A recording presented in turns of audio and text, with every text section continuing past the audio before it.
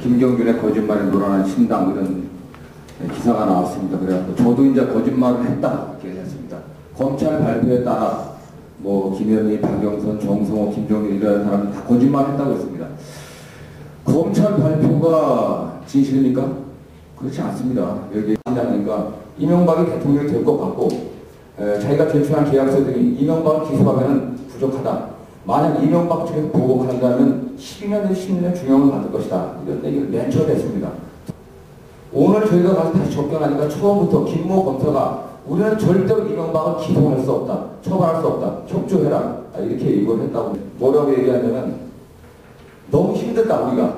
김모 검사 이야기입니다. 우리도 살아야 하는데 이명박을 칠 수 없다.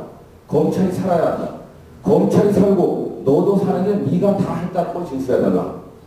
그러면서 검사가 판사도 필요 없다.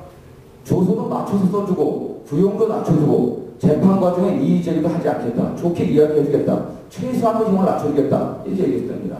검사가 3년형을 얘기하고 3년이면 집행유예가 가능하다. 그렇게 협조하지 않으면 이명박이 대통령이 될 것 같은데 이명박이 대통령이 돼서 12년 내지 10년을 보복할 수 있다. 검찰만이 너를 보호할 수 있다. 검찰이 살아야 하니까 우리가 요구한 대로 해달라. 사정을 했다고 얘기합니다. 어제는 현재 신경이 어떠냐고 물어보니까 당시 검사가 12년 내 이명박이 대통령이 되면 보복을 해서 12년 내지 16년을 산다고 하니까 무척 겁이 났다. 어떻게든 힘을 내려서 살아나고 싶은 마음에 검찰에 협조하게 되었다. 이러면서 눈물을 흘렸습니다. 그리고 수사의 전 과정이 녹화되어 있다고 얘기했는데 그렇지 않습니다. 첫째하고 이틀째만 김경준과 관련된 부분에 대해서는 이명박이 한마디도 안 나오고 김경준이 관련된 이야기 나올 때만 영상 녹화실에서 조사를 했다고 합니다.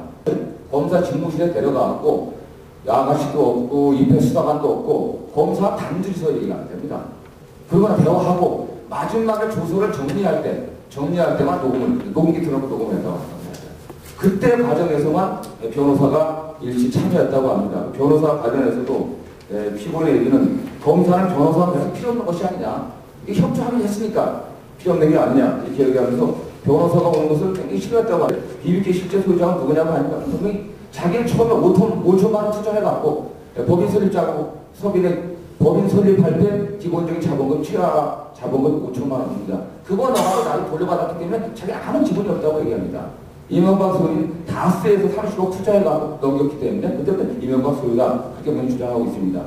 그러면은 왜 이명 계약서가 위조됐다고 검찰이 발표됐는데 그게 어떻게 된 거냐니까 소위 말하는 이명 계약서라고 하는 것이 작성일자가 2000년 2월 21일로 되어 있는데 실제로 언제 작성하냐면 2001년 3월달에 작성했습니다. 그리고 날짜만 소급하면 1년 전으로 소급했는데 왜 그랬냐? 이명박 씨와 같이 얘기한 겁니다. 2000년 3월달에 본인 얘기하면 이명박이 하도 떠들고 다녀서 금융당국의 조사, 이게 금융감독관이나 금융당국의 조사가 나왔고 다른 회사를 살리기 위해서 김경준이 김경준이 얘기한 이명박 씨 얘기인데 네가 다 뒤집어 써라. 저는 정말 우리 검찰이 이렇게까지 했을까 하는 것을 들었습니다. 정말 김경준의 말이 만약 사실이라고 한다면 대한민국의 정의는 없는 겁니다. 정상남 검찰총장이 퇴임하기 전에 수사국 구성이었고 퇴임하기 전에 기자들 언론사 주요 기자들 만나면서 어떻게 지지율 1위인 후보를 기소할 수 있겠냐. 이게 일부 언론에 났습니다.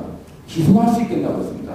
저는 계속 저희 당에서 이미 검찰이 김경준이가 오기 전에 각종 계좌 추적을 통해서 다 자료 확보했습니다. 이명박 씨는 무죄라는 걸 분명히 확보했을 거다. 확신합니다. 근데 왜 이런 문의를 넣느냐? 그렇기 때문에 이 사건을 덮으려고 하면은 김경준의 자백을 받아내면 됩니다. 자백을. 나타난 주요 기록들이 객관적인 자료들이 이명박 씨한테 분명히 불리한 자료들이 다 확보되어 있는 겁니다. 그러니까 검찰총장이 어떻게 기소할 수 있겠냐 이런 얘기를 한 겁니다. 그런데 덮으려고 하니까 자백을 받아내야겠죠. 결혼의 도움도 받지 못하고 수십 년 동안 미국에 살던 친구가 20일 동안 미국의 사업자와 전혀 다른 상황에서 밤 2시, 4시까지 조사하는 사람은 어떤 상태겠습니까? 자백을 받아내는 겁니다. 그리고 재판에 대고 하면은 계좌 추적이나 뭐 이런 증거들을 이명박 씨 부담 주면 다 덮어버리고 김경준이 유죄 인정하게 한 거, 본인은 자백, 그 다음 참고인이라고 증인이라고 나왔던 사람들이 전부 다 이명박이 지배하였던 사람들입니다. 엄청나게 BBK, 나세 직원들. 그 사람들 주인 갖고 김정은 유죄 때리고 그냥 그대로 끝나는 겁니다.